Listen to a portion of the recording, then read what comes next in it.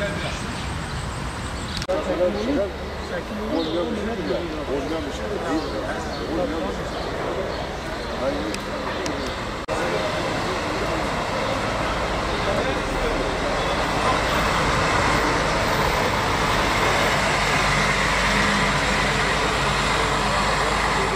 geldi sana o köşeye bırakalım.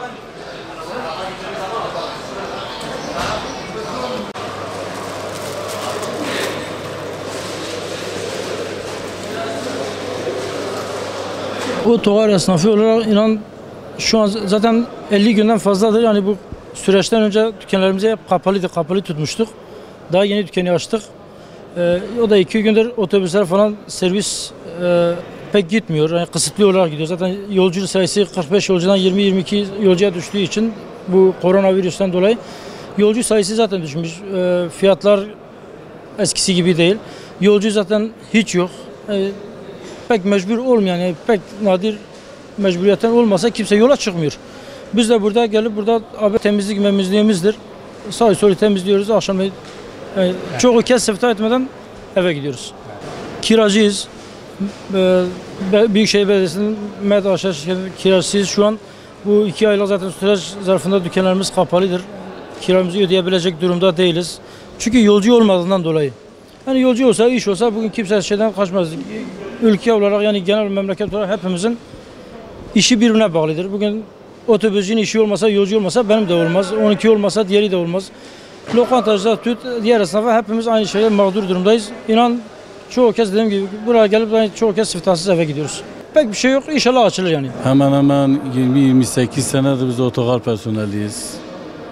Hani bu sene gibi böyle bir şey görmedik yani. Hiçbir zaman yani rastlamadık. Hani öyle bu virüsten dolayı yani esnaflarımız perişan bir haldedir. Hepimiz bankalara mecbur kaldık, müracaat ettik. Biz artık yani böyle bir şaşkınlık içerisindeyiz. Biz esnaf olarak çok mağdur durumdayız. Bize söz verdiler. Yani bize dediler yani söz değil de hani işte kiralar alınmayacak falan, hani 1-2 ay falan belediyeler alınmayacak diye biz de dilekçelerimizi yazdık, verdik içeriye.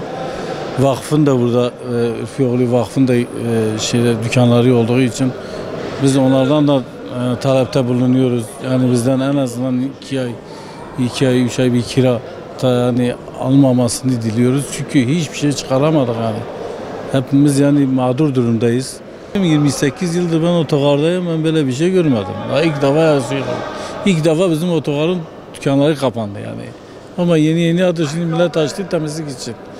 Mecbur temizlik için açıyorlar. Yani bu gelen bir mobaldir. Herkesin başına gelmiş ülkemizde. Hani tek bize değil, dünyaya gelen bir şeydir. Hani bizim talebimiz devletimizden de, yöneticilerimizden de, vakfın yöneticilerinden de ricamız bizden bu kiradan, bu katkıdan bizden yani bizi muaf tutsunlar. Vallahi 50 gündür zaten iş yerlerimiz kapalıdır, otogarlar kapalı olduğu için kısıtlamalar vardır. Mağduruz, işte iş yerlerimizin kiraları vardır, elektrikleri vardır, işçilerin ödemeleri vardır, ödeyemiyoruz işte.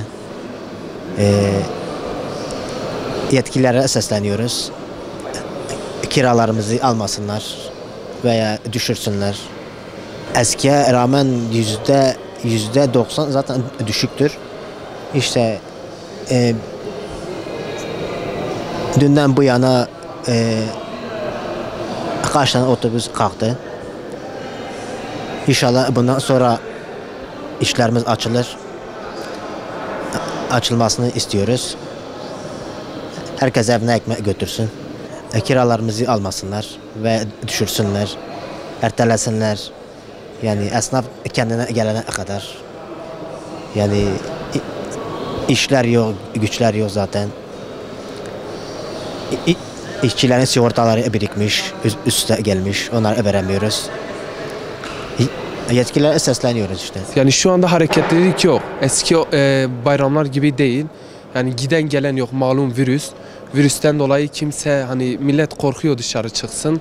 Hani tereddütte. Kimse yola çıkmıyor.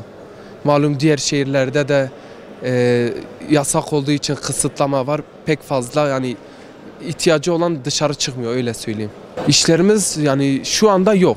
Önümüzdeki haftaya bakacağız. Yani bu hafta yok. Tabi bazı esnaflarımız kapalıydı, onlar da açtı. Biz de 2 haftadır açmışız. Virüs nedeniyle. Önceden kapalıydık. Yani bir aya yakın kapalı kaldık. İşte bayrama 1-2 hafta kala açtık. Hareketlilik şu anda yok. Yani inşallah bayrama yakın olur ama şu anda hareketlilik yok. Yani bekliyoruz, hareketliliği bekliyoruz. Hani bayrama 3-5 gün kala hani hareketlilik bekliyoruz. Şu anda hani iş yapamıyoruz, doğrudur. Yani sıkıntılar var. Öyle diyeyim.